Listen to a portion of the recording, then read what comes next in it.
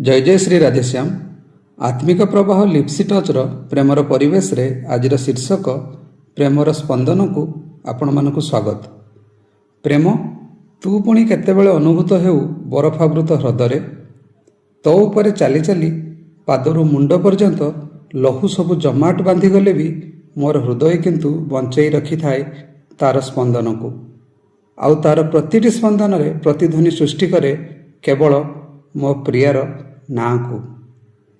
तेबे मु जाने ना तू केमिति काहींकि मो हृदय प्रति मुहूर्त रे मते एते कष्ट देई बाहरी जाऊ, आउ जगाटीए अहरह खोजु थाऊ सेही मनहीन अमानिया मो प्रियार हृदय रे।